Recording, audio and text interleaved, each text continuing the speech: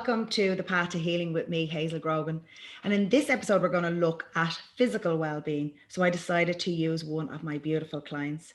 She is a bubbly mum of one from Dublin. She runs a very successful page on Instagram called Jen's Journey, where she motivates many, many women across Ireland and the world to lose that weight. Welcome, Jen. How are you? I'm good, Hazel. How are you? Great, thanks. And do you know something? It's funny because I said, the two of us said, actually, we will wear our tracksuits because you've just come off class. Trying to hide them. I'm do my walk this morning because you're such a someone who's motivating me over the last few months. You're doing great with your steps. Yeah, I'm doing great with my steps. And you know something? It's funny because I've always been somebody who's always sort of looked after my body. But I think with the last 12 months of having this experience, we've all been sitting at home and just, you know, the uncertainty. And like sometimes we emotionally eat and you don't know when we're going to go back to work. So I always go to the packet of biscuits. And I find that for me, my emotional eating happens when I get really that tension within myself. And I go to the chocolate and I go to the biscuit press and I put on 2 stones. And for me, that's a massive way for me because I don't really want to change my whole wardrobe of clothes. So I said, right, I'm really going to motivate myself to try and get it off now before we come back out, please God, of lockdown. And obviously that up, down, we don't know when it's going to happen. But I've been following you obviously since last March we've met. And you came to me way back in just before the lockdown last year, and more for the experience of probably having a Reiki session. And then I didn't know who you were at the time because I thought you were coming with your friend. I actually thought you were driving Dominique on the helping day. Her. And you're helping her along. And I didn't know who you were until one of my friends said to me the next day, did you know that Jen was with you yesterday? And I didn't understand who Jen was because I had you down as Jennifer Carroll. And then I've been following you, and I've done Slimming World, so I understand all about the Slimming World experience because that was the one place where I felt that I lost most of my weight, my physical weight, way back when I did Slimming World before. But from you and your perspective, when did this, so your Instagram page is called Jen's Journey, and when did this journey begin for you? So, because I don't really know your full story, I just know you as Jen, that comes to me. So when did it start? So I actually think it's funny as well saying that because I remember the first time we met and obviously I was more there for support for Dominique, but I remember I'd also been like, I'd always had interest in Reiki and I'd just something I'd never gotten around, and I'd done a lot of yoga and other kind of spiritual things, but Reiki was something I'd wanted to try. So we'd said like, let's do it together. And I remember after the first session, you had said so much. And I was like, I wonder if she follows me. Like she tapped into so much. And then it was later you texted me and you were like, you started following me on Instagram. And I was like, I just found your Instagram. And I was like, because you tapped into my emotions so well that I was like, I felt like I was so surprised at how good it worked. And the way it works for me is I don't like to look at people's pages, and I don't really like to know who's coming to me because I want to be able to connect with you on not only fixing your spiritual body, fixing your emotional body, but I don't want to know anything about you. I knew that when Dominique was coming that she had just come through a breakup, and I knew that you were a friend bringing her, so I didn't know that you had your own journey that you were doing. And like one of my clients the following day said, did you not see she did this review on her page? And I was like, no, because I didn't follow you. But you know, and then you say to me, oh, and you told me all of these things, but for me, you're saying that, and I can't remember anything that I told you. I connected into your energy on that day when you're with me, and you could have a different experience a month later. Whatever I was connecting on that day was what was happening for you on that day. And for me, it's like having an amazing dream, and then within the space of making a cup of tea, you forget it all. Because I don't really want to remember people's experiences or people's emotions. Especially when you're seeing so many people every day. That would be so much to carry around. I mean, you was obviously coming more for the experience of having that experience of Reiki because this is the first time you've ever had it. But when you say, for instance, when you go back in your journey, so you know, I had gone back to have a look, which I didn't realize you'd lost all of that weight because I just met you that day as Jen, you know. So when was it that you had, you know, because I do remember seeing the photographs of you when you'd lost weight to this point. So when did you start on that journey when did the first moment when you took that picture in the mirror, when was that?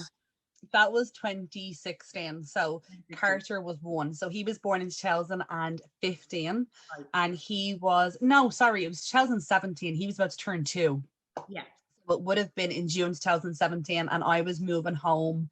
I was in London, so I was living in London for 9 years, and then I was moving home in July 2017. Right. So it'll be 4 years this summer that I'm home. I can't believe it's been 4 years, but it was just as Carter was turning 2. It was around that time that I was like, I was at, I would say, my heaviest. I technically don't know what my heaviest was, because I remember when I'd weighed myself on my scales, it didn't go to the weight that I was. It cut off at 26 stone. So I was heavier than that. I had to go out and buy new scales, but I'd waited a few weeks before I bought the scales. I think I was just so disheartened, and I was so disappointed in myself when I'd let myself, I felt, go so badly out of control. But then I was getting to a point where I was starting to change a few habits, and I was ready to face the scales. Yeah. And I remember stepping on the scales in the June, and I think the heaviest I weighed was 26 stone. It was 26 stone, and I was 27. And I was kind of like, Jesus. And I remember thinking, it's funny, because I feel like when I was about 14 or 15, from that age, it was like every age I weighed my age, my number. And that was scary, because like as a young child, I was always overweight. But and is that something that is genetically? Because I remember when I was 13 or 14, I photographed me and I had the big chub, but normally they say like 12 to 13. Yeah, puppy fat. You get the puppy fat, you get the, the chubby bits. Like I always had underneath my jowls, and I always had like all here, the chubby arms. And I remember, looking back in those pictures thinking, oh my God, I was so fat then, but I wasn't really. It was just like no, it's just that chubby age. Yeah. And that's what happened. No, I was overweight. I don't think it's genetics. My mom and dad, they'd never suffered, well, not suffered, but they'd never had weight issues. Right. My brother was like a pencil. Like, he was so athletic. He was always slim. And to this day, and I always say it, my mom will say it was my nanny. My nanny spoiled me rotten. Right, yeah. And I stayed, my nanny was sick. So my nanny had Huntington's disease. So from when I was very little, I was like that with my nana. She lived down the road, and I would spend every weekend with her. And then eventually, when I was about 6, she moved in to live with us for a few years. So every weekend that I spent with my nana, like, I had her wrapped around my finger. And my mom has said it before, like, I'd come in from work and you'd be sitting there eating like a block of cheese, like a sandwich. Yeah. Like, just eating a block of cheese, and I'd be like, what are you doing, mom? Yeah. And she'd be like, she likes it. That's the old ways as well. Like, it's like my mom has obviously 8 children, but my husband's mother, Maura, she's really the same. She would spoil my kids, and she'd say to them, say we went over to Nana's, we had bread, butter and jam, and like my their nana Maura, she like gives you the big chunk of, like, and it has to be the Kerrygold butter, and then she dashes on the jam, and they're like the size of the piece of bread. And she goes, no, but that's good for them. They love to feed you. This is like natural food. Like, she buys all her stuff down the natural shop, so it's all home cooked bread. She has the Kerrygold butter, and then she has the homemade jam.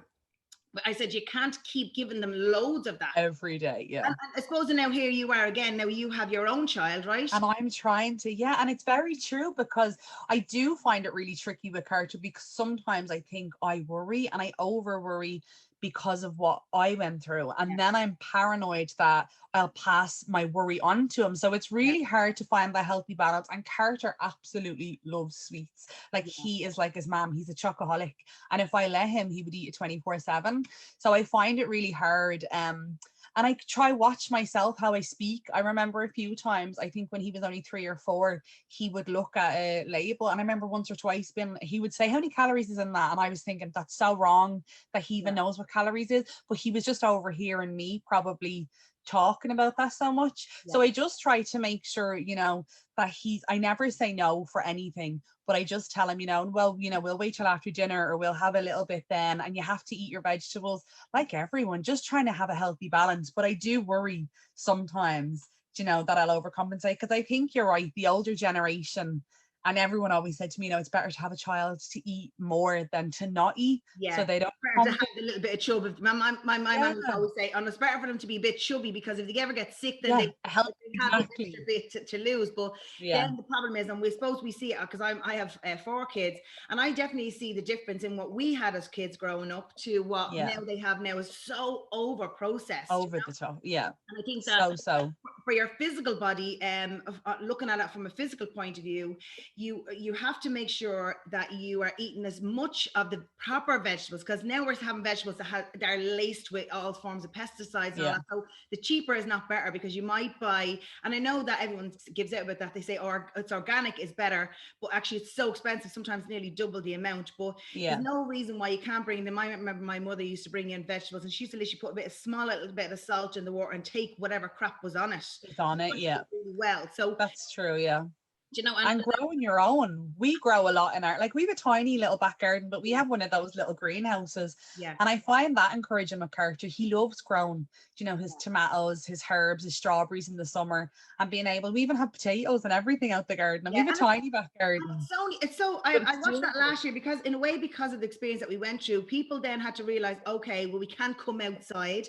We can't go and do our normal shop, because everyone was terrified. And the start in the lockdown, when people didn't know anything about the experience that we're going through, and people were like, okay, we can't, just taking us hours to get out to the shop, and then we have to try and, you know, deal with the pandemic and all that. But I did the same. I bought one of those small little greenhouse, and I have a big enough garden, but a small little space where I could physically grow. And I got my kids to do the same, because even if it means like green beans, even if it means it's some and they're so easy to grow. They're so easy to grow. And it's teaching them as well that you actually, we go back to the old ways of doing things. That like, if you think about our mother's generation, where they had the cow coming straight from the milk coming straight from the cow.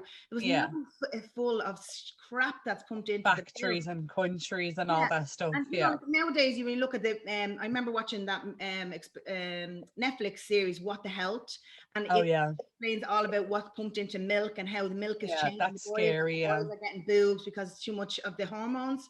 It's really important. So for you going on your healthy journey, as in going, did you do Slimming World in the UK, or did you do it when you came home? So when I started my journey, the very, very start of my journey was in and around May. I had actually gotten tested in February for thyroid problems, because my mom had been diagnosed with Graves' disease, and she suffers really badly with her thyroid. And the doctor in Ireland had said, you know, tell your daughter to get it checked out. And it turned out I did have a very underactive thyroid, which I'd never known about.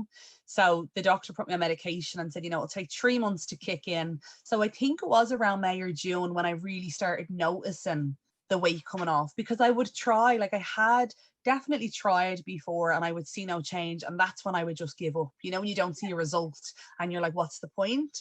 And I do think that could have been a little bit to do with the thyroid, but I didn't know about it at the time. So then once the medication kicked in, it was around May or June, I was too embarrassed to go to the Slimming World group, because I was in England. I didn't have anyone to go with. Carter was so little, and I was 26 stone. Like, I was just so embarrassed. I felt like I was the only person in the world that was that size. So I said, no, I'll get my friend in Ireland was doing it. So I was like, I'll just speak to her. So I would literally just take pictures of my meals every day, send them to her. She kind of gave me the gist, the basic rules of Slimming World. And I followed them for about 6 weeks, about 4 to 6 weeks. And I was down over a stone, and then I moved home. And I was delighted with myself. I think my biggest fear was moving back to Ireland and everyone seeing me, because I had I hate saying the term, I'd let myself go. I had gone through so much the 2 years previous. So I'd separated from Carter's dad. When I fell pregnant, I'd dropped out of uni. When I fell pregnant, the relationship became extremely violent. There was a lot of domestic violence. It was very abusive, very physically abusive. There was a whole year of like court stuff going on. I was so alone. I had Carter, and I felt like my only friend was food. So I think in the 2 years, the first 2 years of Carter's life, I'd say I went from about 22 stone, 23 stone, I shot up to about 26, 27 stone. Like, I gained no weight throughout my pregnancy. I was quite sick. I was so conscious, you know, knowing I was growing this baby that I didn't think I was able to have. I was so conscious of what I was putting into my body. And I think that was a point that made me realize I am capable.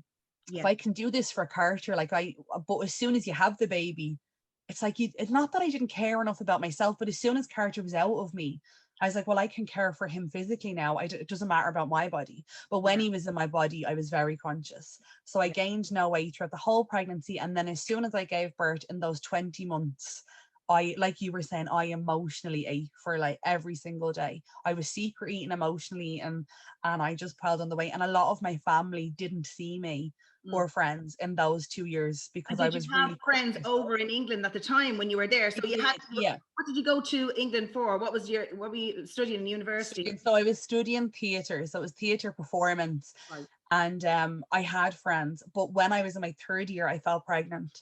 So I dropped out. And then when Carter was 8 weeks old, I went back to finish the third year because I was determined to get the degree. So I was also going through, you know, finishing my degree, my thesis, with everything else going on. But I did do it. So I got my degree, but I didn't know anyone that year in uni. So that was tough as well. But I had one friend that I remained really close with.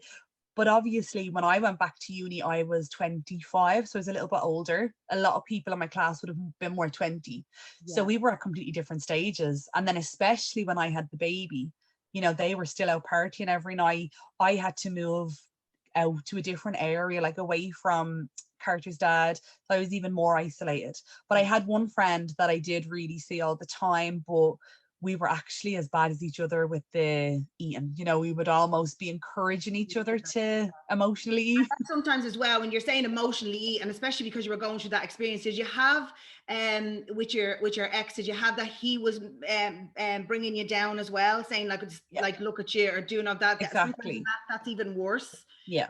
And I always say that, and like it's a horrible thing to say, and I don't even like saying it, but I remember when I was in it at the time, there were so many times where I would say I would literally rather him punch me in the face Yeah. and walk away than have 3 hours of him telling me Yes. how little I am, or you know, how nobody will have you, nobody will want you.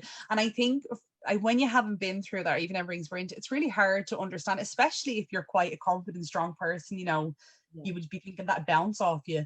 But when you have that for 2 years every day for 6 hours a day, you know, someone belittling you or getting in there, and your confidence is knocked. Like I genuinely did believe, you know, I'm never going to lose weight. I'm never going to find anyone. I'm never going to be happy. You know, I was at a point where I was thinking I was the worst mother in the world for Carter because of my size, you know, that Yeah. kind of way. That's one of the things that we connected on, because you didn't know that about me, that I'd gone through that similar experience. Yeah. I had my 2 children with my ex, and I had that same thing. And not that I, you know, at the time I was physically, I was on television all the time. I had no weight, but it was that you're not going to, Yeah. no one's going to want you. You're going to be left up on the shelf. And that actually makes you feel like this big. And Yeah. then you think, oh, no one's going to want me, because you think, oh, well, you know, he's saying this constantly when nobody's going to want me. Then it starts to make you feel so vulnerable that you go, what can I turn to? It's like, oh, I just want to turn to the cake and the chocolate.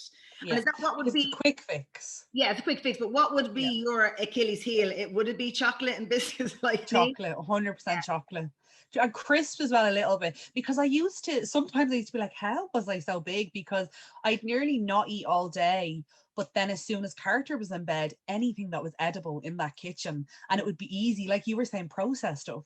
And we were reared on quite a good diet. Like my mom was always quite a good cook. My dad's a very good cook.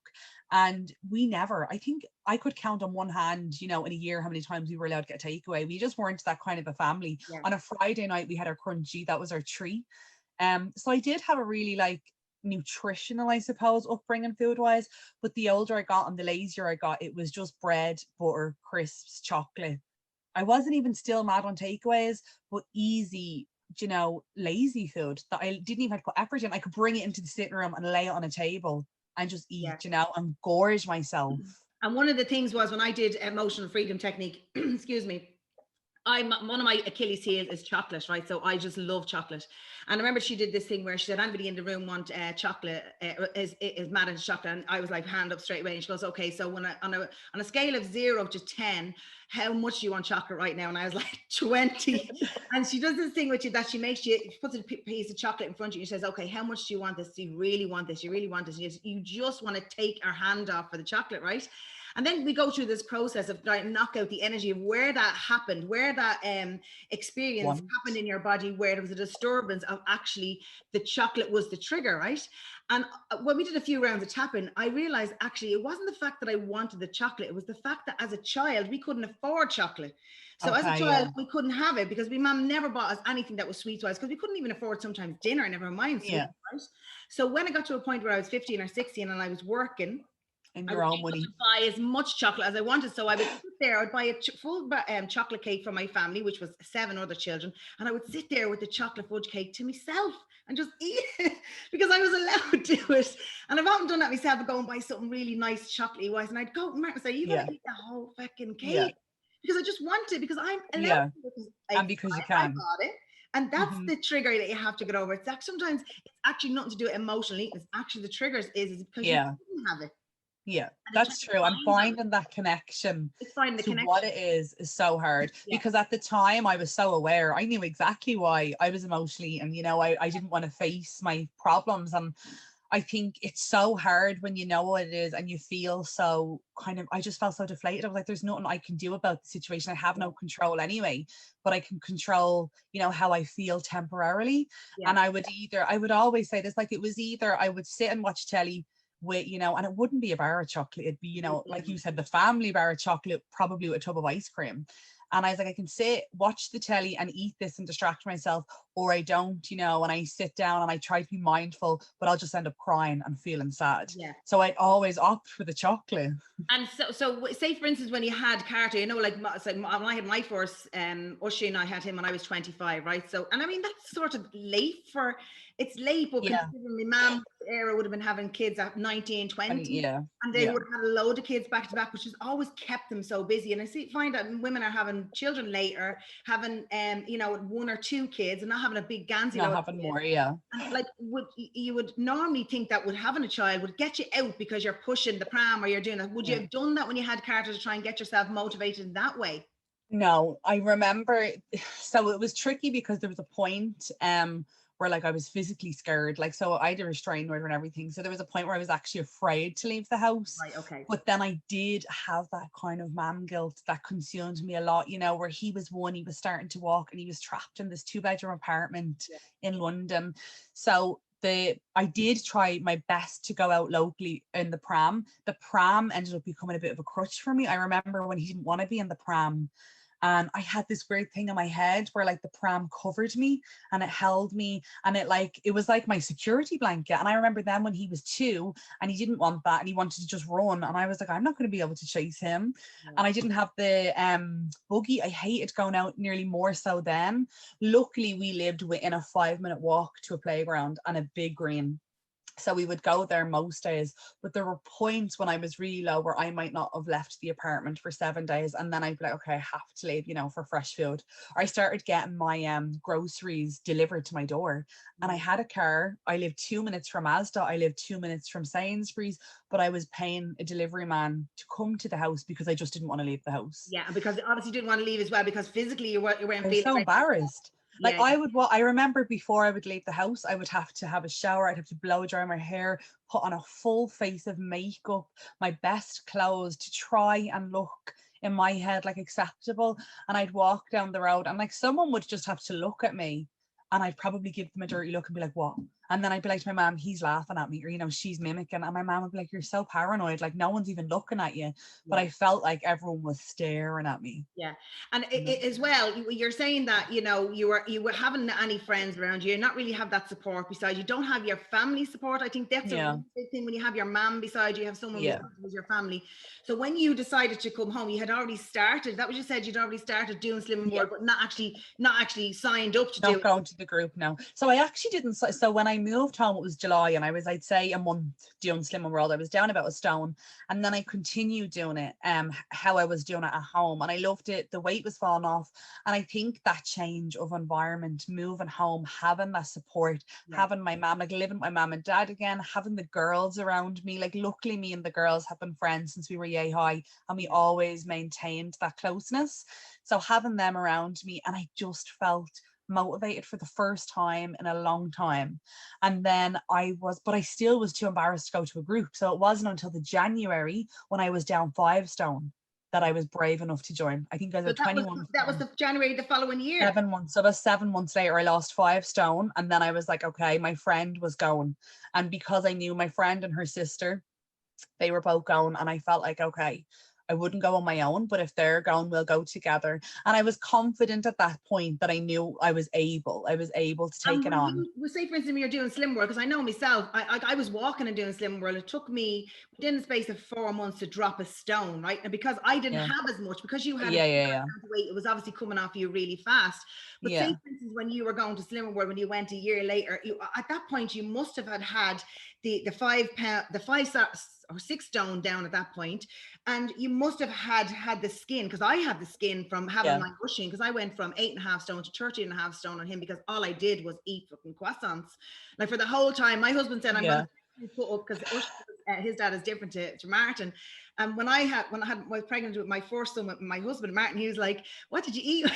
Because I was showing the photographs when I was like so chubby on Usheen, and it was the worst time in my life, because I was on Pop Stars, The Rivals, I was on all of the papers and all that, and I was like, oh my God, look at the state of my face, like this massive big chubby head. And he said, what were you eating? And I was like, oh, croissants and pecan slices. That was my thing. Oh, I love pecan slices. I love them. I'm gonna go over to the spa and put a photograph up. Do not serve her. No croissants. But like, it's amazing how when the weight dropped off, my physical skin, like how much my skin had stretched, like that was hard, as well as the physical skin hang down, and that was only for me was only 5 stone. Yeah, and 5 stone is a lot. I mean, I know I lost 12 stone, so when I had lost 5 stone, I still was big, so I didn't even have as much skin. Obviously, it was dropping, but it was still filled with a lot of fat. So when I had lost the 5 stone, I didn't notice it massively. I did Slim and More for the full year, so up until the July or August, and that was when I hit my 10 stone, and I was delighted. But I had started training, so I started going to Back to Basics gym in the October. So I was only about 3 stone down, 3 or 4 stone. I was brave enough to go to PT with my friend. Right. I started with Sean. He was amazing, and straight up, like, I'd asked him from the beginning. I knew that excess skin was going to be an issue for me, and I said, no matter how much exercise. And he was like, unfortunately, if you're looking to lose between 10 and 15 stone, the only answer surgery. Like, no amount of exercise, you're not going to get that skin back like tight. So I knew that from the get-go. And they were amazing. They were so supportive. I worked out and trained 5 days a week for 2 years. I absolutely loved it. That helped, I think, so much with my mental state. Yeah. Really, really helped. Like, it did obviously help with the weight loss and, changing my shape. That was mostly my food, but I really am grateful for the gym for what it did for my head. And is it the same people that you were, but when back then, it's the same people right from the very first? Same now, still with Sean. And it's been 4 years now, nearly 4 years. That's amazing. And like, I have so much respect. There's 5 trainers up there now, and they all are kind of, the same mindset, the same ethos now with the gym, and they're very, very much in tune with our mental state. It's not just about and as well as that, especially when you find sometimes some trainers that you meet, like I've been to lots of gyms, and sometimes the trainer is telling you the same thing that is telling the next person. You have to sort of work on an individual level what works for you, because you might be someone who might store fat in a different place compared to the normal the average person. And you notice that when you were doing your Slimming World at the start of your training, that you were only able to do the minuscule amount, like literally just getting on a treadmill or just doing like walking and stuff like that? Is that because obviously and it was starting, I actually, because I was training with Mo this morning, and we were talking, and I actually said it to him. He was asking me to do some sort of lunge thing, and I was like, I remember my very first day. Sean used to have like a shed out his back, like your Reiki house, but it was a gym. But now he's moved into a bigger gym. But at the time it was his shed. And I remember on my very, very first day, it was like a really cold October morning. It was like 5:30 in the morning. We went in. I was absolutely petrified. And he was like, he was like, I just want to see what you can do, whether that's, walk on a treadmill, go on a bike. I just want to see what you can do. I remember he was like, asked me to do a lunge. I didn't even know what a lunge was, and then he showed me a lunge, and I remember just going down on my knee, and then like I just fell to the side. I tried to go down, and then I just kept falling. It's like me on the treadmill and killing myself the first time in the gym, and I was like watching the television. I was like, concentrate, because I literally came off, like I was literally only on like 5 minutes. I looked up at the television, and I just went off and boom, and hit the wall. Oh my God, so Oh, embarrassing. so bad. That sort of is the worst thing ever, because then you don't want to go back to the gym. Then you never want to go back. And people have such fear, I think, of that. And I actually, but he was just like, yeah, jump up. He's like, now do this. And he didn't even flinch. So I was like, oh, thank God. When I was in London, this is when I was actually still with Carter's dad. Carter would have been very, very, maybe a couple of months old. And I had been like, I need to try do something, you know, because I could see myself eating and gaining the weight. So I joined a gym over there, but it was one of those gyms, you know, where you just walk in and you don't have a trainer, you just use the machines. And I remember I was on a treadmill or a bike, and I was on it, and I used to only ever go on the treadmill and the bike. I'd go there for an hour and do 20 minutes on each. And I remember on the bike, and some man came up to me, this big, huge, like, you know, bodybuilder, and I was terrified. And he was like, I just want to say, you know, that you're my biggest motivation here. And, you know, there's all these men over here lifting weights, but you're the person that's motivating me, and good job. Being so nice and so lovely, but I took it so badly, and I was absolutely mortified, and I never went back to the gym. And I was about, that was probably my first month in it, and I was kind of doing well. And I remember just him saying that to me. I was like, well, I obviously just stand out, like I look ridiculous if he had to come up to me. And he was coming from a good place. So can you imagine now, because now you're looking back as the Jen you are today in this moment, you're looking back now and you understand what he actually was saying to you actually really did motivate him. And when you see it, it's the one who is the biggest in the gym is the one that has the biggest hurdles to get over in life. And you know, if they can motivate, and look, and that's why you know, I see you as somebody that's really somebody, especially in the last year, because obviously I'm following you and you're really motivating me. But imagine all of the other people that you have that are on your page that are also motivated by what you're doing, that say, oh, well, if she can do it and she lost 12 stone, well, I can do it. And they might only have 4 or 5 stone to lose. That's the thing. And when because did, I think when it's did hard. come into it? When did that part of it where you actually started? Journey. Yeah, when did that start? So Jen's journey started in 2018. So it was just after I had joined Slim One World, the group, in the January. I started, remember I said I would take pictures and send them to my friend. Right. And then I was like, I found that had kind of kept me really accountable. So then I was like, I used to follow people on Instagram, and I would follow people, like you said, who'd lose 10 stone. And that was when I was really like, that's just a normal girl from Ireland. You know, she's lost 10 stone. Like, why can't I lose 10 stone? You know, but at the same time, when I would wake up at the start, if I was thinking, okay, right, I only have 12 stone to lose, I'm like, after losing 4 stone, you'd still be like, okay, Jesus, another 8 to go. That can be really deflating. So I remember just doing, I'll just try my best, you know, every day I'll put my best foot forward, and I'll just do what I can do that day.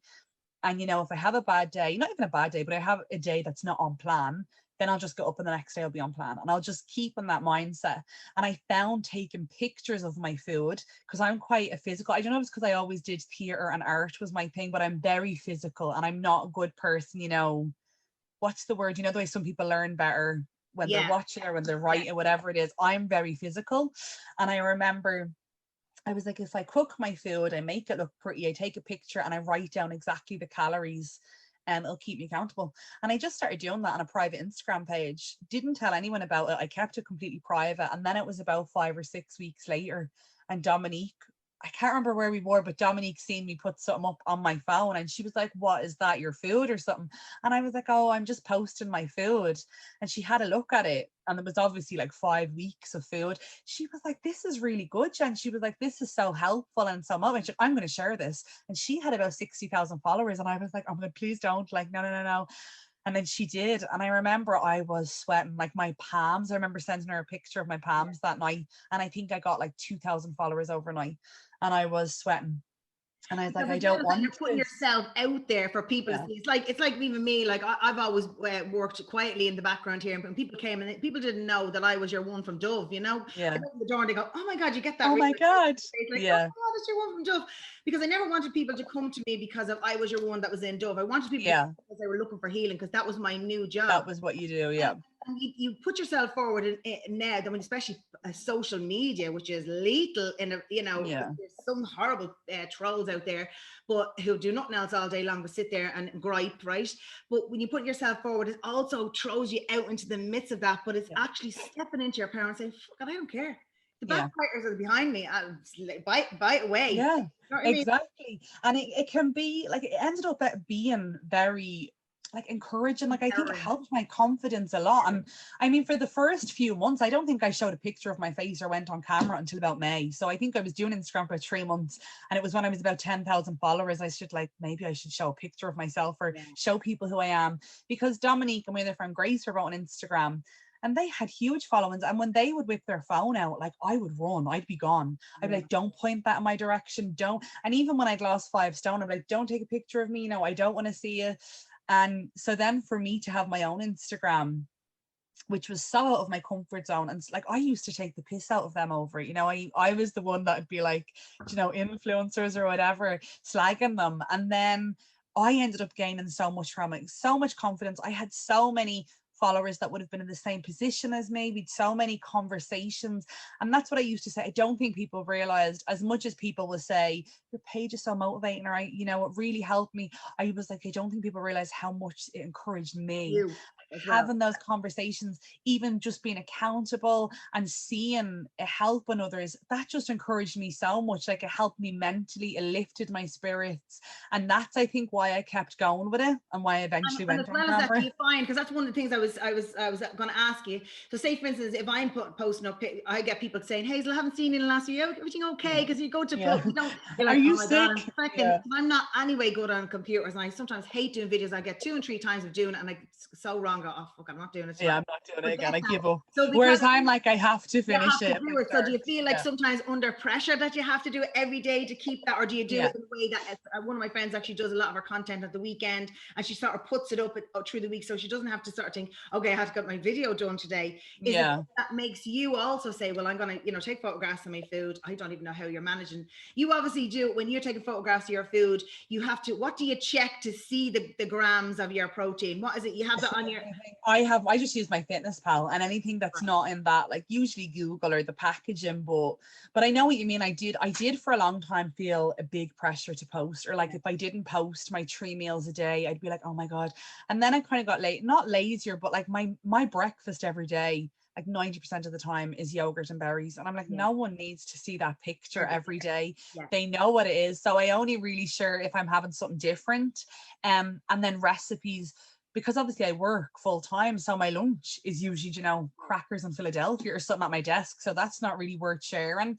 But I find my dinners, and that's the one I think people like the most, because they want ideas for newer recipes. I did used to feel a pressure. And like you said, you'll get messages from people.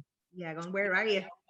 Yeah. Now I tend to not really go a few days because I cook every day. So I usually have something to post, but I feel like I've gotten much more better. I mean, I do find it hard when I'm working Monday to Friday, and then I'm doing my dinners late at night, and then I don't want to be posting after dinner, because that's my hour or two of Carter. So then I put him to bed, and then I'm posting my dinner at 9 o'clock, 10 o'clock at night.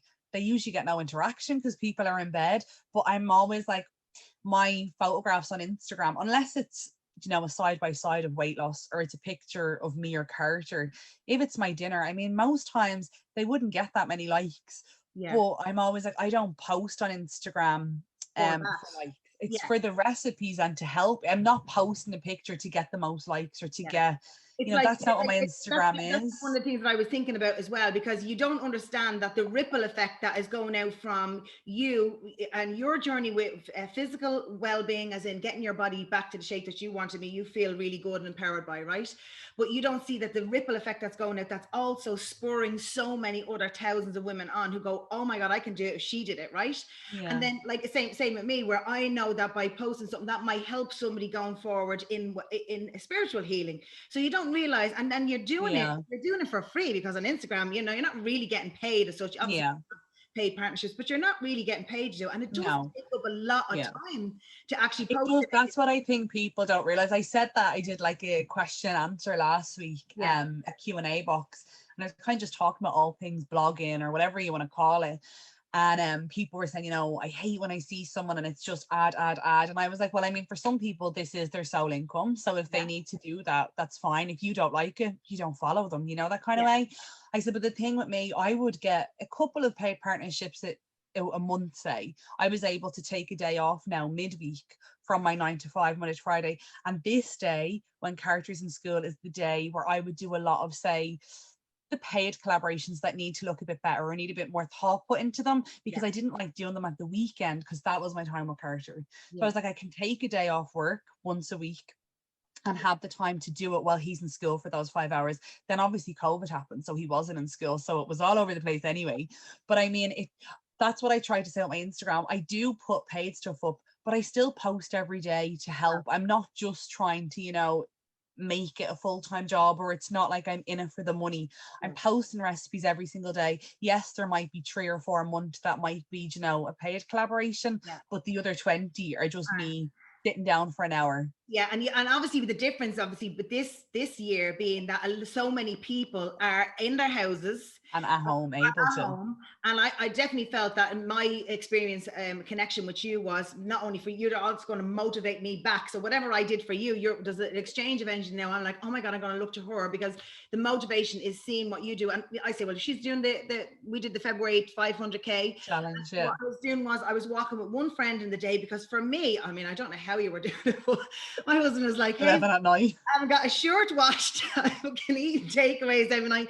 I don't know why your mother's getting your steps in. Because there's so much effort in doing that, like getting the 20,000 steps in a day. Yeah. There is such an effort in doing that, and it really you have to be motivated by somebody else. So I'm like, pick a friend in the day, pick a friend at night. So I have 2 friends that I go, so I wouldn't leave one walking on her own. Yeah, that's true. Pushes you out to do that. And it is just planning, like time management. Like people will always say to me, how do you do 20K a day when you sit at a desk, you know, 8 hours a day? Yeah. Like I just small little changes. I stopped driving to work. So my car, I think the last time I put diesel in my car, I think was January. But I'm like, I walk to work, I walk home from work. On my lunch break, I go for a walk around. And then when Carter's in bed, I go for my walk. Some days if I don't want to, I don't. But most of the times I do, because I feel better after I do it, you know. It's the thought of going out, and it's sometimes, especially during the winter when it's raining, it's, you know, it can be the last thing in the world you want to do, but I feel great after it, and I do think it helps me. And that's one of the biggest things, like not only you're physically getting yourself out to do the walk, but I definitely felt, especially this year, because I have now moved from doing physical clients, so I'm not physically meeting people. And I felt that felt like I was a caged animal at one point. Now after this year, last year was fine. But found in January and February, I felt coming into the new year. I need to get out, because we built a gym in the back in one of our rooms in the back, and we have all of the Smith machine, the spin machine, the treadmill, everything that you can have. And I'm like, get me out. I want to get out. I want to get out. And I'm like, just the walk at nighttime, you come in, you're like, oh my God, I've done my walk. And it's really, really good for your mental health. Like I felt it was so good in that way. And you had said that thing to me, remember, about just walking with my hands open. And it's like, if I've had a really bad day in work, because the job that I'm in, sometimes it can be a little bit stressful, or you can take it home with you, and it can be a bit, and I remember you saying that, like when you're walking, you know, you just have your palms facing out. Now I know obviously you were saying it's better to be barefoot. I don't do that, but as in when I'm going for my proper walk, but just releasing it all. And I feel like I sleep better and everything if I just go, even if I'm on my own for half an hour, and I don't even have to have music, you know, I could just be with my own thoughts. And I really feel like I'm do that, even though, you know, I'm saying to people to really so important to ground your energy, connect, and that means grounding your physical body. So that means taking your shoes off, right? So okay, we might not be able to get to a beach, we might not have grass in our back garden that we can physically stand on, but if you can intention, because it's all to do with your mind and how you intend things, you want it left out of your body, you want it to be removed from your head, it comes down through your chakra system, and it flows over your shoulders and out your hands. So if you have your hands facing out, your intention is, I'm letting it go now. I'm letting it go. Letting go of all of the stuff. Yeah. And as you're walking back in your door after you had your walk, you physically dust your body off like this. Take it all get rid of anything that you've taken on during the day, because we all take on shit all the time. And it's about starting to become more have more knowledge about your energy body, because that's really important. That's why we're talking about levels of body. Your physical body is what you wanted to get rid of your excess weight for. So your physical body was in trouble, and you knew that. But then you find that when you get rid of it, drop off all of those weights of the physical weight, right? You find your emotional body becomes much lighter. And I'm sure you felt Exactly. that now that Yeah, now that you're 100%. this amount of years in it, that you've really felt that your physical weights have lifted, your emotional weights are not Yeah. as bad as they were when you started. So Exactly. just And I think that was a part of the reason last year, even when I first came to see you, was because I think I'd put so much focus into the 2 years previous, you know, physically losing the weight, that I was at a point where I was like, I'm kind of at a weight now, a healthy weight, a happy weight that I may maintain. Like maybe I could do another stone if I wanted to, but I'm at a weight that I could live at, if you know what I mean. I was yeah, like, I really wanted to try spend the year then working more on like my, because like you said, I'd noticed emotion and I had lost so much and I felt so much better, but I knew there were small things that I still needed to work on a little bit. And that's why by coming to you, I was like, because like even like with the series you're doing, all the different, you know, the physical, the sexual, the spiritual, they're all so connected. And like I always say that with weight loss, people just think weight loss is such a physical thing, especially when you have a massive amount to lose. And like I hear people say this all the time, you know, it's like a car, you know, in your car, you're driving in your car and one tire goes flat, and like you don't just keep driving, you know, you need everything to work, so you get the tire pumped. And it's so true, like, you know, you could lose all this weight and still be the most unhappiest person in the world. because I And I mean, I think know loads so, of people who are very yeah, skinny, beautiful looking, and yet their energy is like so exactly. low. And And I I can really see that. wanted to make a conscious effort to kind of work on that. And, you know, because it's so important to me now, like I've lost the weight, but, you know, I have to live in my head. I want to be, you know, emotionally positive. I want to be spiritually connected to myself. And I think that kind of, that route that I'm going down now, it's been the hardest. And I always say that the mental side for me, you know, through the whole transformation of that, through the mental side and changing that kind of negative to Yeah, positive and all that stuff has been the hardest. re-educating and Yeah, reprogramming and yourself. rewiring your brain. Yeah, That's been the hardest and the longest, but the yeah. most rewarding. And so say for instance, Jen's journey, when does Jen's journey end that you're happy that, I you don't know, know. when will it end that you'll say to yourself, you know what, I'm actually going to give that, that When I thing, get a husband, yeah, I'm going to go down the sexual when healing I path. get, yeah, the sexual thing, and when I get my husband Yeah, and my house and my next baby. yeah, No, I mean, I don't know. I was talking to Mo about this morning. I was like, you know, sometimes over the last 2 weeks, my next surgery, mm, hopefully in around July or August, is supposed to be my last surgery. So it's going to be my legs and my sides. And then I'm supposed to be done. But obviously, you don't know how it will turn out with the surgery. He might not be able to do everything in the one surgery. But I was kind of thinking, I was like, I wonder when I have my last surgery, you know, and there's no more to go. Like, what do I do? Like, is Jen's journey over? Or is that, yeah. he was like, no, like your life is a journey, you It's like know. Jen's You'll be journey number sharing. 2. Yeah, he was like, you'd be just sharing, you know, your progress and how you, because he said you won't be going back to normal. You'll still have to be, you Yeah. know, leading an active lifestyle and still being healthy. Yeah, So because yeah, I think, that was one of the things I quickly want to ask you. I know you're under time pressure. sorry, You know the way you have your you've had all those jobs done, right? So you had the fleur de lis. Was that what I had that? my tummy, my fleur de lis. Will you have that down the road for you? Will that be a problem for you when you go to get pregnant? Babies. Well, I remember obviously when I went for the surgery, if it was someone, say like you, where you've lost a bit of weight or you've had kids, you've lost weight, Yeah, but you haven't lost a crazy amount of weight, and say if you wanted more children, they always say wait till you're finished with kids. finished. There's no point getting this done and then getting pregnant Yeah, and undoing it and then probably have to pay. And I paid a lot of money for the stomach. Like it wasn't cheap, but it's the best money I ever I spent. know. But I do think it's different in my circumstance because it was an excessive amount of skin. Like it was painful. It was a lot to carry around.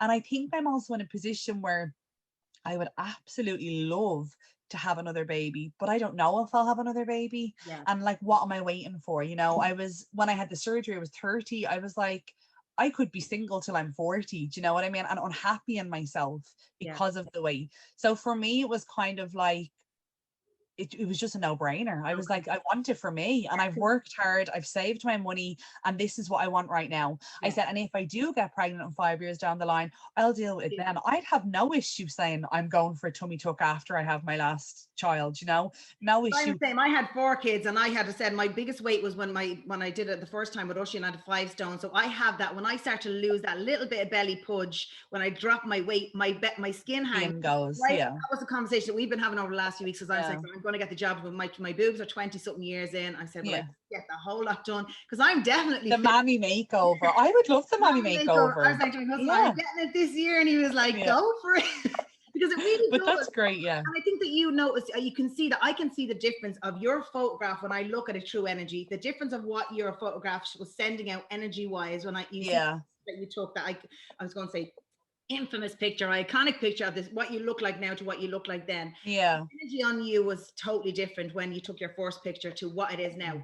So it's sure, even in my face, I just look so deflated. I look so sad, and this, I feel sad looking at it. Like low down, like your body drops, everything drops because your energy is so low. And the difference of your body, how you stand now, how it comes out of your face, just goes to show you that what physical well-being, but also how it gives you the emotional, you know, the energy just oozes out of you when you physically feel good within your body.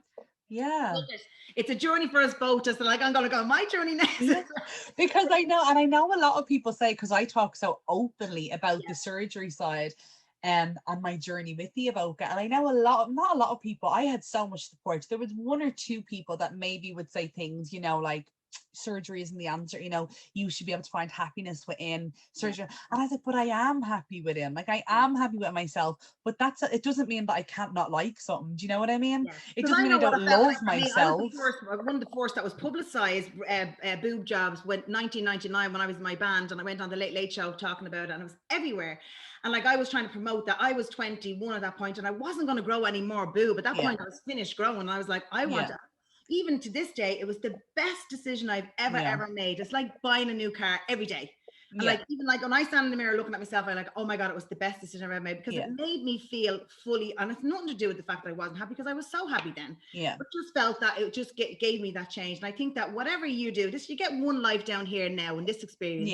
Whatever it is that you want to do that can give you that feeling of happiness. And they're so advanced and it's so safe nowadays. Do you know what I mean? It's just like, compared to what way it was 20 something years ago when I started. Exactly. So unknown. Only boob jobs were only out 25 years at that point. Yeah, like I'm sure it was really unheard of. But and like, I think I do understand there are people that maybe get carried away or can get obsessed or very young. But I think when it comes to certain things, and I always say that, like, I do love myself now and I'm really proud of myself, but I still think it's okay to want to something that I have no control over. Like, I can't cut that. The only way to get rid of that skin is to cut it away. And I don't care what anyone says. Nobody's going to want to wake up and look in the mirror and see, 12 stone of skin hanging on them. Like, who's going to wake up and be like, I'm happy with it? And especially nowadays, as you said, technology is amazing, medicine is amazing that they can do it, and they can do it in like a couple of hours, which is even better. Exactly. Sure, I was awake. Your man Cormac did my arm. I was awake recording. Oh my God. Like, I would was like, what the hell? That's a bit much. I know. I couldn't even look. I was like, people, the understanding that it's technology and medicine is amazing nowadays, and it's so safe to do it. Like, yes, there is people who go over. We know that. Who do that and go over the top. But the fact of the matter is that you're actually looking at all of your bodies, all the levels of your body, your physical well-being, your emotional well-being, your spiritual well-being. You're looking at all of those things. So you have that balance where you're doing exactly. Yeah.